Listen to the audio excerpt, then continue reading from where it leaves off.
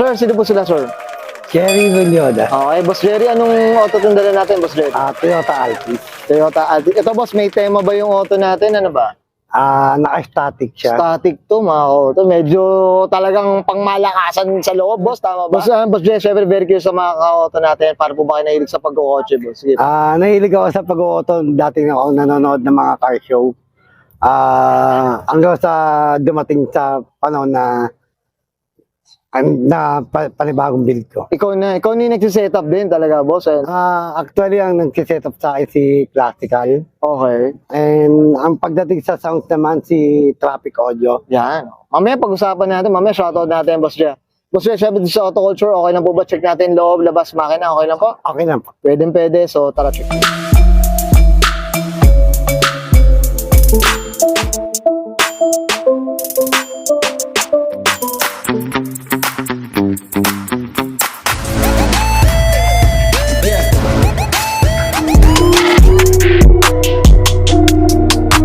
Usapang interior tayo, Boss Jerry. Ano meron dito, boss? Sige po. Ang meron dito, naka-carbon wheels, naka-bucket seat, Okay.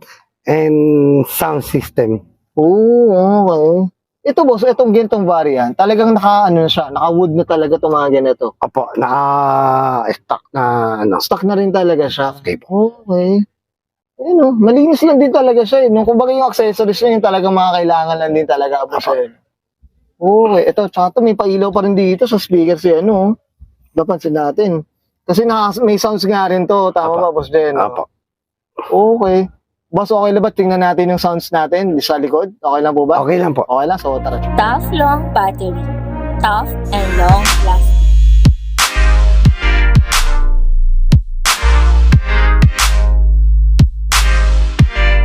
Okay. Usapang sounds tayo, Boss J. Ito, boss, ito ano ba itong nandito sa likod? Nakasab ako ng B3 na Sundown na 15. Okay. Ang laki, boss, no? Talagang, I'm sure gumagapang to, boss. Tama ba, boss? Sure. Gumagapang. Gusto man natin mga testing, pero medyo baka maka-copyright tayo kay Boss J dito. Okay, mga kauto. Ang ganda, oh. Ang laki. Tsaka tinan mo, abot talaga dun sa dulo yung box, eh. Okay, well said. Boss, okay na tayo dito sa likod. Siyempre, check na natin yung labas. Okay na po. So, sa pang-exterior tayo, Boss Jerry, ano meron dito, boss? Sige. Ang meron dito is yung naamagsaon ng equip. Okay. 17 by 10. Offset 10. Oo. Tsaka ito, boss, nabanggit mo, static nga to. Static siya. Okay. Sabi mga kauto. Talagang walang iniiwasan to, boss. Tama ba? Apo. Okay. Ito, boss, regarding sa kulay, Boss J. Ito, nakapinturahan na ba? Anong kwento dito? Ang kulay nito is stock pa rin. Okay. Pinahilamos lang. Pero well, ganun pa rin talaga.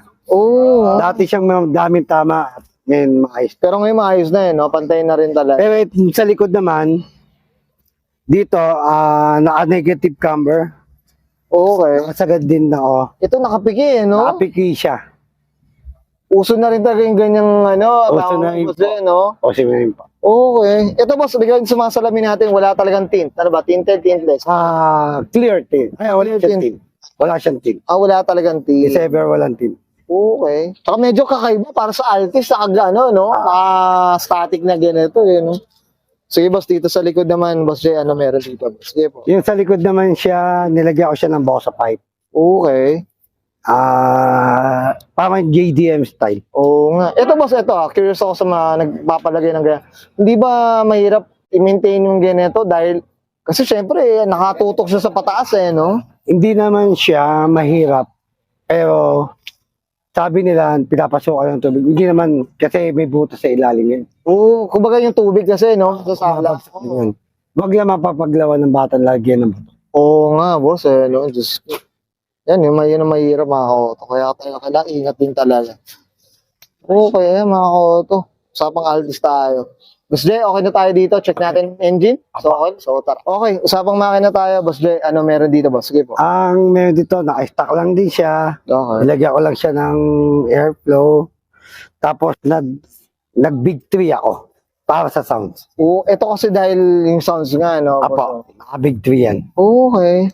Ito, boss, ako regarding sa yung big 3 na kuryente na, Mahal ba siya yung ganyang... Actually, DIY ko lang yan. Okay. Yung big tree na yan. Oh. Pero yung wire kasi, yun ang nagpapamahal. Yung wire na nagpapamahal. Opo. Kasi makapal talaga eh, no? Oh, gauge 0. Oh, grabe mga kautong kapal eh. Ito boss, ano siya? 1 point ano siya? 1.6. 1.6. Ito, kamusta naman maintenance, consumption? Kamusta naman yung Altis natin boss? Actually, sa Altis, bali ka na 800 lang.